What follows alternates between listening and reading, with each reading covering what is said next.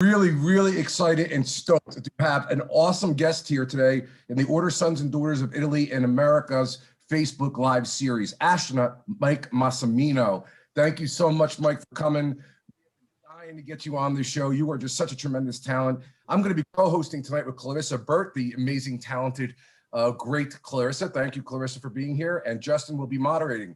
If you have any questions, please put it in the comment section and we can ask Mike those questions. Because listen, I was going through his credentials. It's ridiculous. Astronaut, professor, engineer, author, speaker, all over the country, media analyst, TV shows, movies, born in Oceanside, New York. So Mike, you've done it all. You've also written some books, and one of those kids' books that's been translated, I guess, into a series that would be for younger children is A True Story of a Young Boy's Journey to Becoming an Astronaut.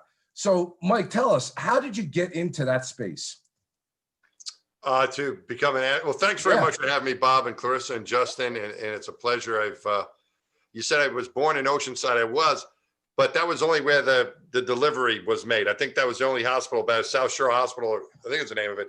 But I grew up in Franklin Square, and my parents were members of the Sons of Italy in Franklin Square, and I've always been a very proud Italian-American person growing up in my neighborhood and brought that with me to space as well. So throughout my life and career. But how I got into it, originally I was 6 years old when they landed on the moon. And that really caught my attention and made me want to grow up to be like Neil Armstrong. And then as I got older, I figured, there's no way I'm becoming Neil Armstrong. I was afraid of heights. I'm still afraid of heights.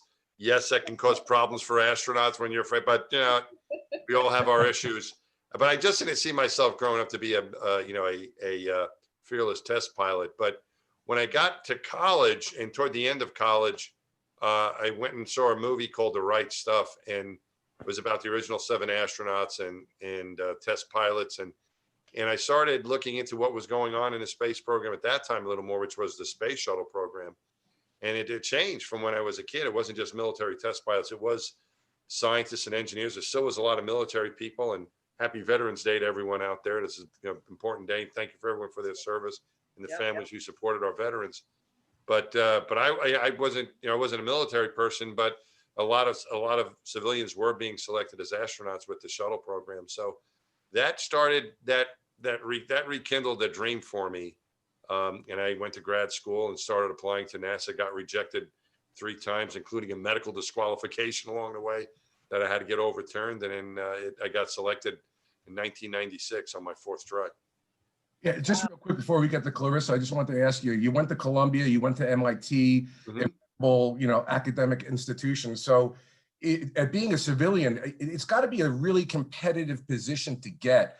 And I'm sure they vet both psychologically, emotionally, and physically. Tell us how rigorous those credentials were for somebody to become an astronaut. How hard is it?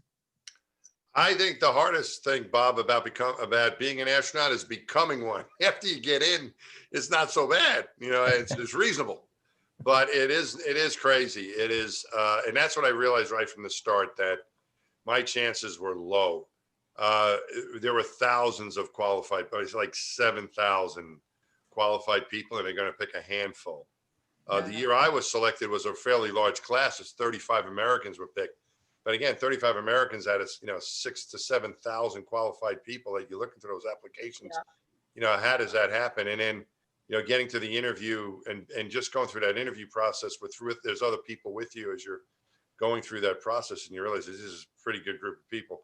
But just like anything, and they're looking at everything. They're looking at, it's not always who's the smartest person in life, right? And so they're looking for people who are bright, who can learn and be trainable.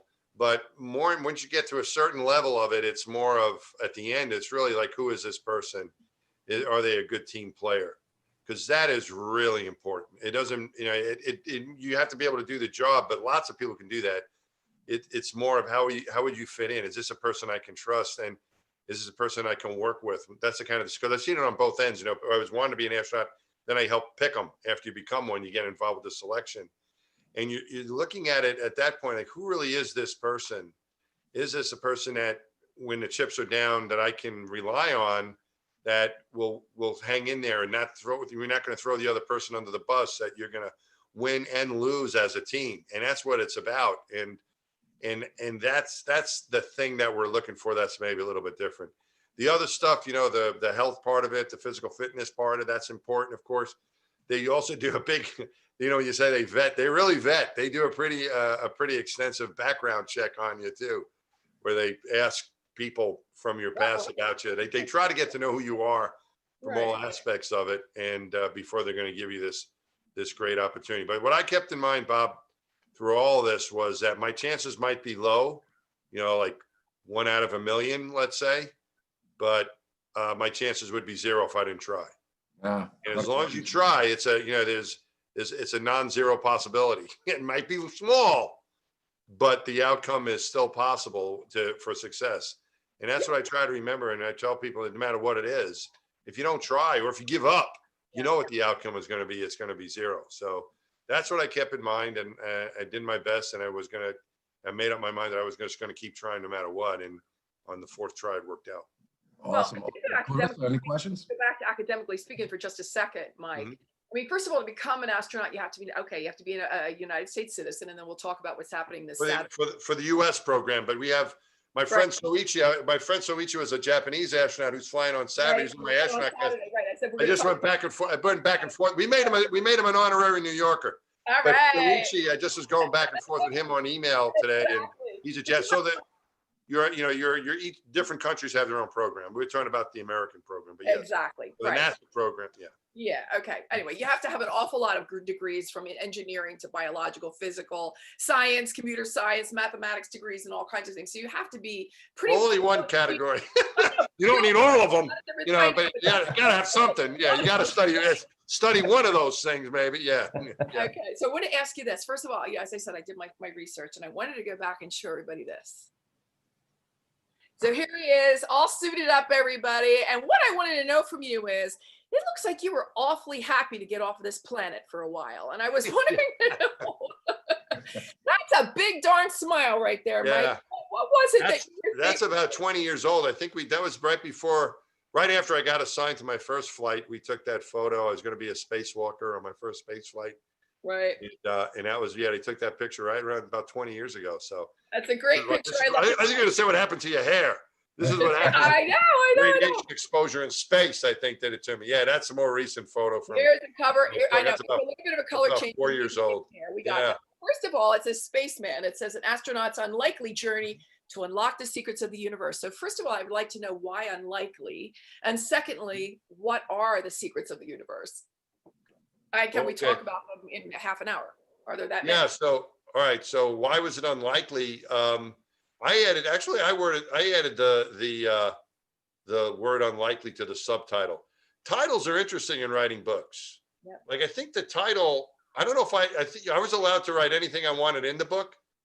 But I think the publisher was like responsible for the title. I had input in it. Right. But they came up with Spaceman, and then the rest of it, the Unlocking the Secrets of the Universe, that's, I think, more of a reference to Hubble, the Hubble Space Telescope.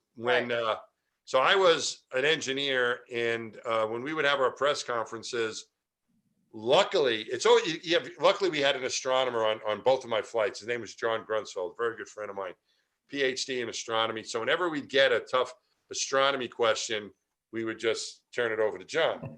He would answer what was going on. For me, if I was on my own and they would ask me, what does Hubble do? And I would say, it unlocks the secrets of the universe. So it came from that, that was kind of what I categorized what the telescope did. And that's pretty good, I think. But why? So that's where that part of it came from. The unlikely part, I kind of threw that in there because the way things work, just as we were talking about before, the chances of becoming an astronaut to begin with are low. I never really thought of myself as someone who would be what you would consider to be the typical astronaut, the cool test pilot. That wasn't me. I enjoyed flying and all that stuff. But I just didn't picture myself as that. And the whole thing in general is unlikely to realize that dream that I had as a little kid. So that's where unlikely came from. And yeah, that's where that title came from. I think we got some questions from the national office there in Washington, Justin. Absolutely. So Carolyn Rears, who is our Order of Sons and Daughters of Italy in America national historian, and she's also a former teacher of yours. She is. Yeah. And so she left us two questions to ask you. And the first one is, Are they math questions? they're not math I was told questions. there'll be no math. There's She no was math my math questions. teacher in 10th grade. Yeah, yeah.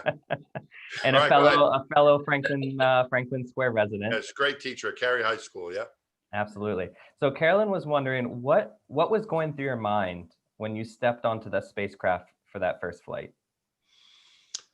Yeah, it's really interesting. I had, as we said, I was a civilian. I had never been in the military. And again, thank you for the Veterans on Veterans Day.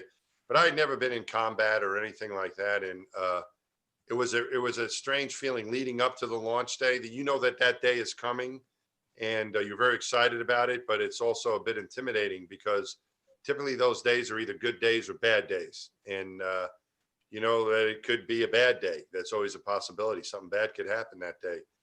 And I was still very excited, and I was like, oh, it's going to be fine. We're going to be fine. But we get out to the launch pad, that first launch, and it was a early morning launch right before dawn. We lifted off like 6:30 a.m. or something like that. That meant we had to get out to the launch pad, maybe even earlier than that. But we had to get out to the launch pad about 2 or 3 in the morning. It was in the middle of the night when we got out there. So it's pitch black. And the whole area was cleared because they put fuel in the tank for the space shuttle, and then they clear the area. So it's kind of deserted except a few technicians. And it was all lit up brightly. There was no support structure around it anymore for servicing it. So it looked like a spaceship ready to go. And it was water vapor coming off the top from the cryogenic fuel, but it looked like smoke, and it was making these really strange noises, just bending of cold metal. And it looked like it was alive. It looked like a beast.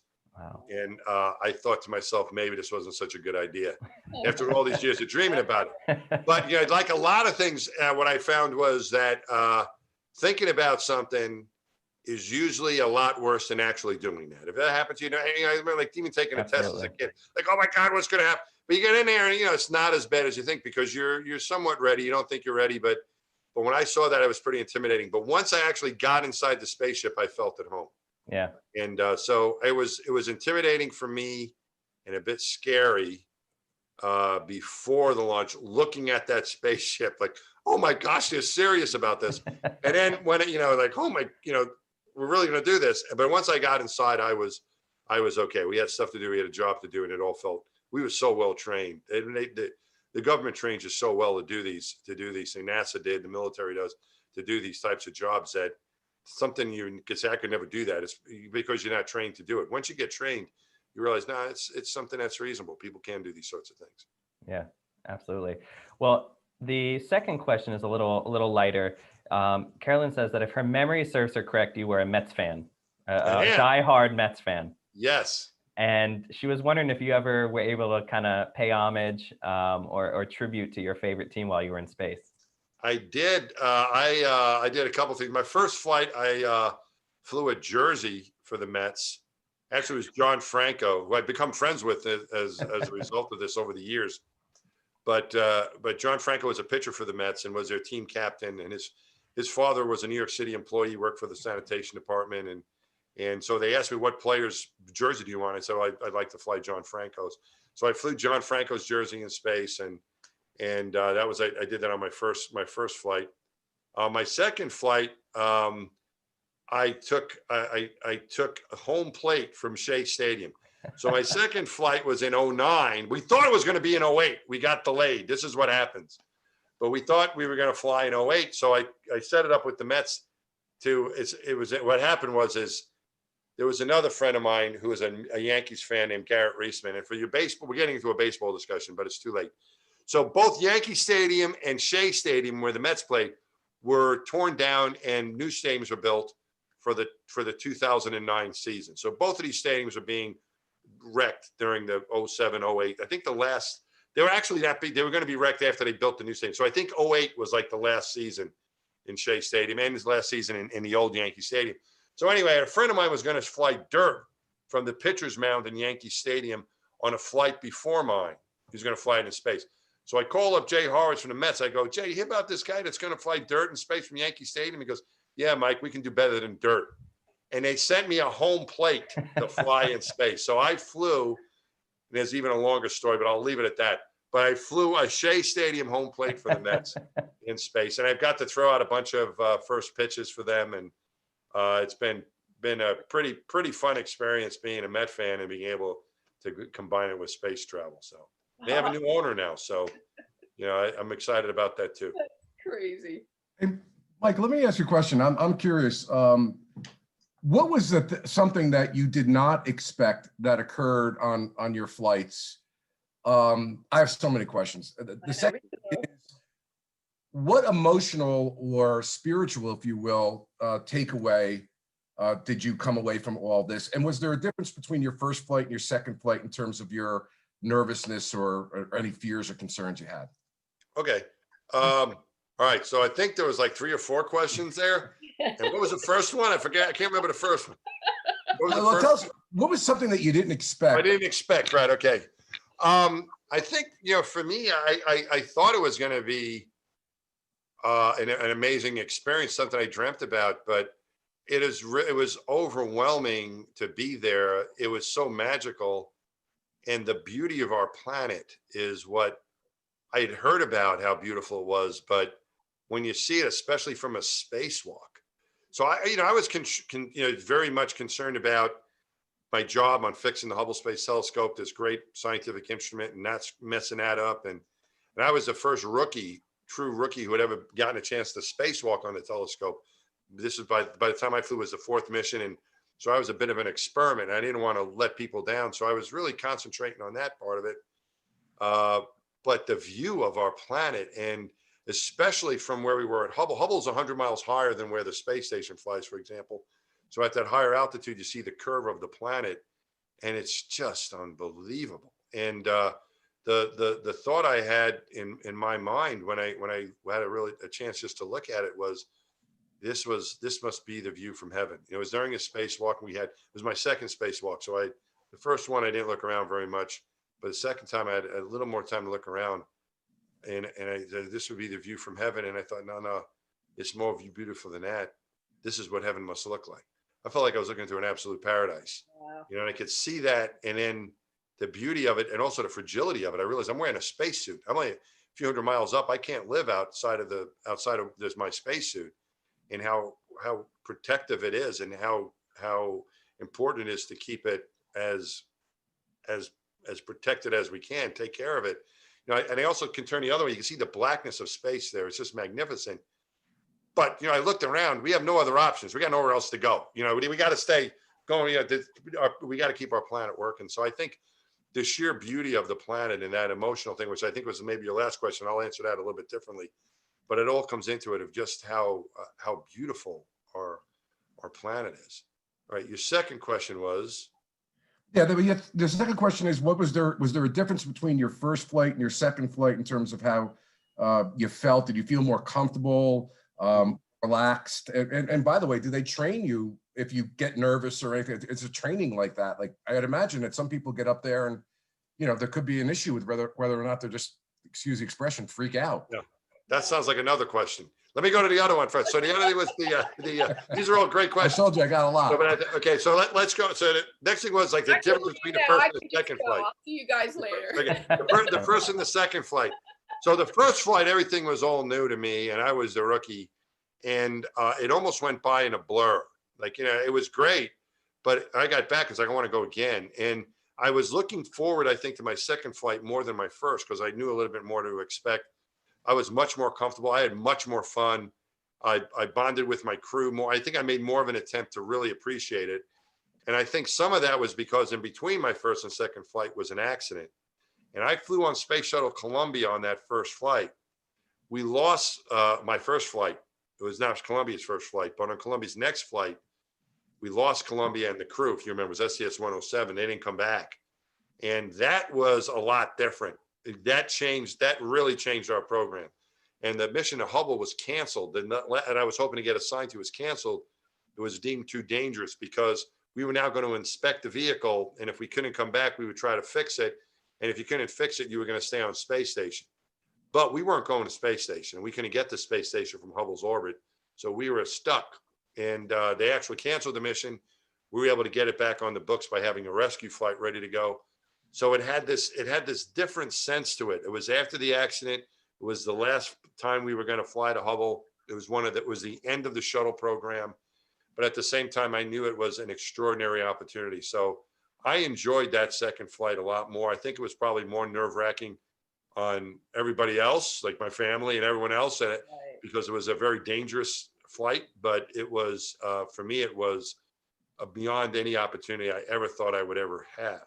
And I was so grateful to get that chance. I mean, I remember one of the moonwalkers, Alan Bean, said that what everyone wants in life is to do something great. That's what everybody wants. I remember he told us as new astronauts, he said, all of you are going to have that opportunity, make the most of it. And I felt like I was given that opportunity and I wanted to make the most of it. So that was that. The other thing about being trained, being the scared stuff being taken out of you, it's strange, Bob. I never knew how I would react under situations where I would be in a situation where it was, life-threatening or whatever you want to say. And a couple of those came my way, both in training and in space. And what was interesting about it was I realized that this is no time to be scared, and there's no time to be nervous. That's not going to help. And it was a situation, my last spacewalk, I had made a critical error on repairing the telescope. We were able to overcome that error with a solution from the ground. But I was going to have to do things that, in order to fix this, I was going to do things in my spacesuit that I felt a little nervous about. And I was also going to have to, we're going to have to rework the whole thing. It wasn't a pleasant situation. It was a little bit scary for me. But I remember saying to myself, being scared right now is not going to help you. Being nervous right now is not going to help you. Being upset is not going to help you. Block it. And I just got rid of all that stuff and just concentrated on what I was doing. And I never thought I would react that way. And it happened to me a couple of times in my training too, where maybe an emergency situation in the airplane or other things that happen where it's like, whoa, this is, I never been in those situations before. And I wasn't sure how I would react. I don't know if they trained us to do that. But the realization I had was none of that stuff is going to help. I need to concentrate on doing my job to get through this. And that's what happened. I never thought I would react that way, but that's kind of what happened when I found myself in those situations. All right, Mike, I'm going to triple stack my questions too, or I might not get you. I have three real quick ones. I understand that you were the first person to tweet from space, so I want to know what it said and who it was to. Apparently, I read that the aging process slows when you're up there a little bit. So that was very not enough, obviously, but yeah, I don't know about that one. That was intriguing to me. And it says something about your team. You guys won records for spacewalking in time. Yeah, so the aging process, I don't know about it. It might be related to being the further away you are from the center of the planet, the slower time occurs. But it's not that much, I don't even know if we're talking a millisecond after spending. I should book a flight or something. No, that's not working. No, I wouldn't worry about that part. You're going to have to get really far away. Okay. So that's not going to work. Yeah, no. So don't count on that. It will keep you young at heart, though. I'll tell you that much. You remain a kid for a long time when you're an astronaut. Awesome. The other one, you had the Twitter thing. I'll answer last because that's the longest answer. What was the other thing? You guys won an award. You won. That was a record we set. Yeah, we set a record for the amount of time. We had 5 spacewalks in 5 days on both of my missions, and we set a record on my first mission, and we broke it on my second mission for most spacewalking time in a single shuttle mission. So, yeah, we were out there. We didn't get paid any overtime, but we were out there we had some long spacewalks. But if you add up as a team, and I'm really proud of that record because it was something that we really worked hard at, and we had things go wrong, and we got everything done.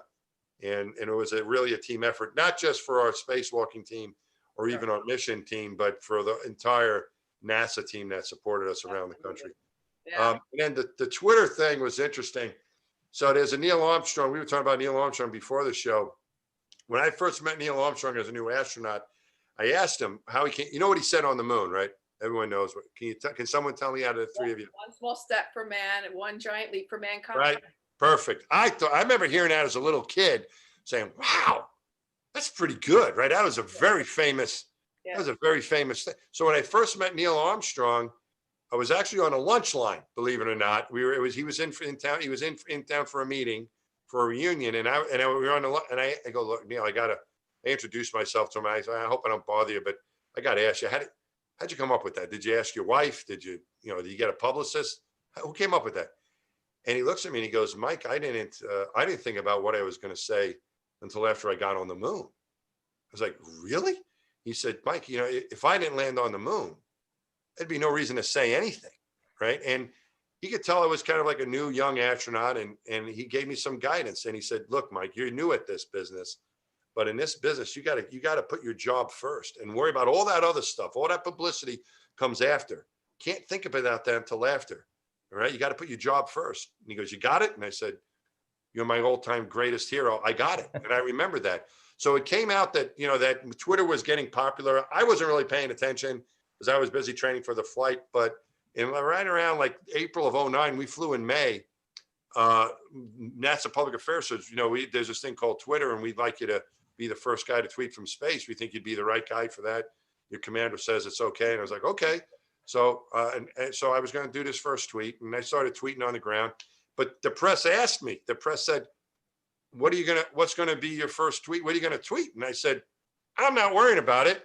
Neil Armstrong, I didn't say Neil Armstrong, but I remember Neil Armstrong told me, I go, we got to get to orbit first. If I don't, if we don't do our job, I'm not going to have to tweet anything. So I'm concentrating on getting to space. I'll worry about what I'm going to tweet after I get there.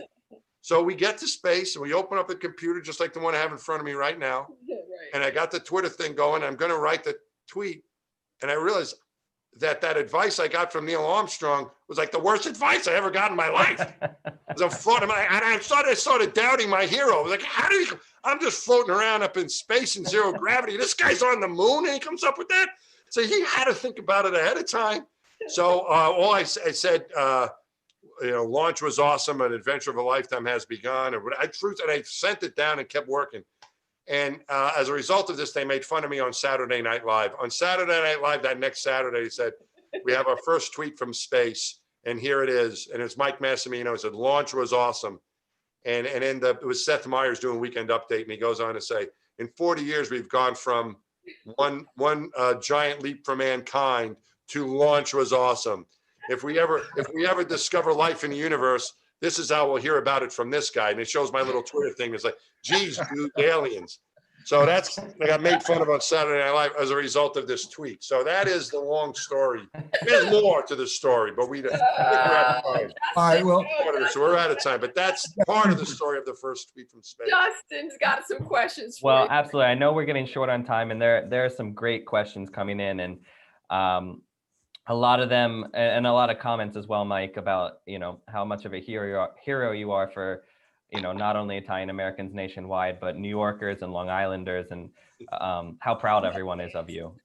Thank you very much. Absolutely. But Debbie Liberia wrote in a question that I think kind of sums up some other questions that were written in, and it's a short one. What advice do you have for anyone that's a young person aspiring to be an astronaut or go to space or be involved in that world?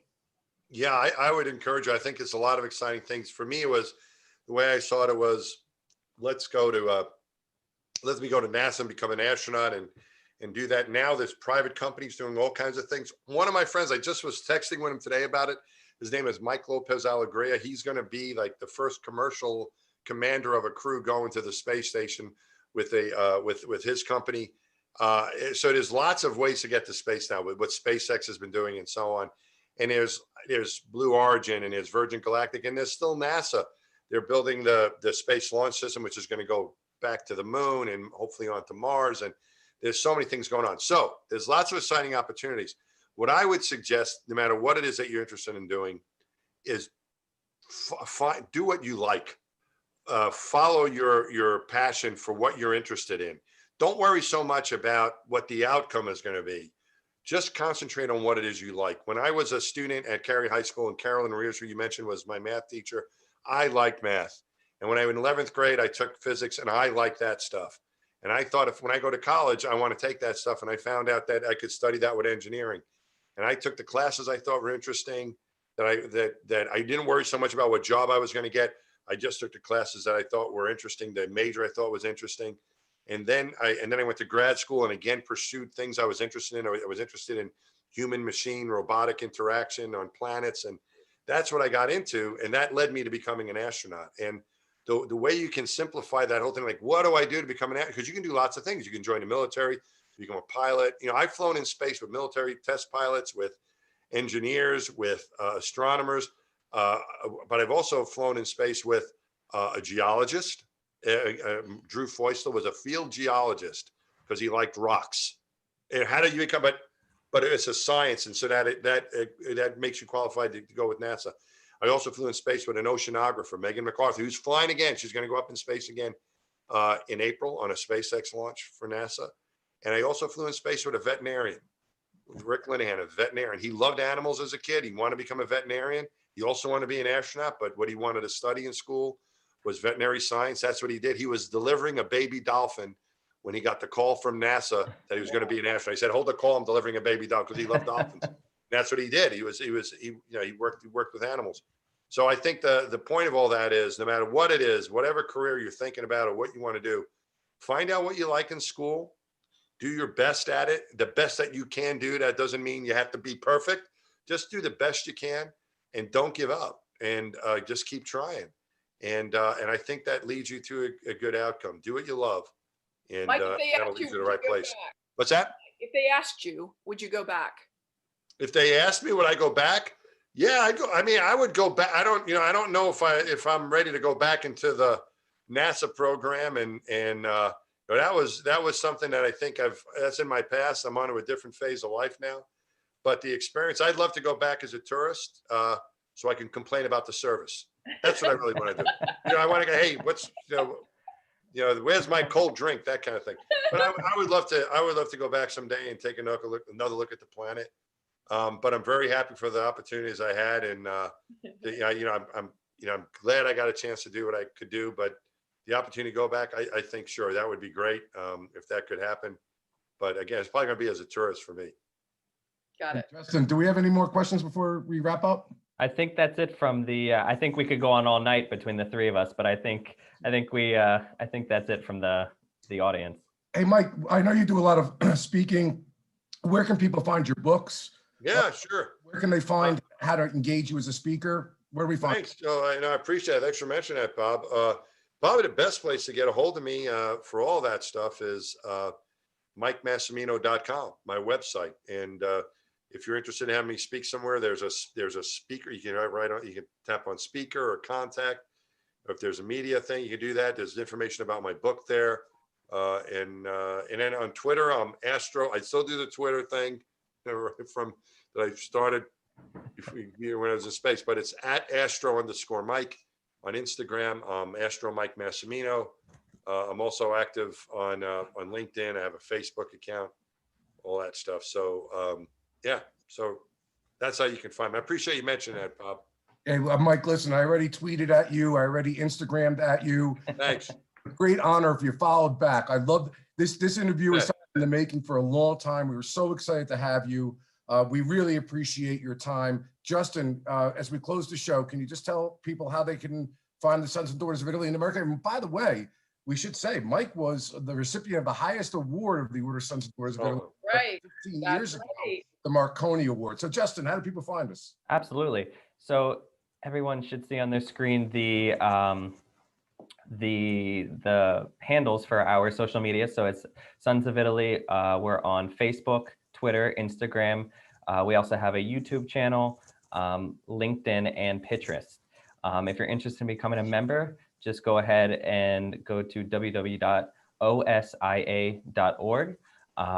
And if you have any questions, don't hesitate to email us at nationaloffice@osia.org.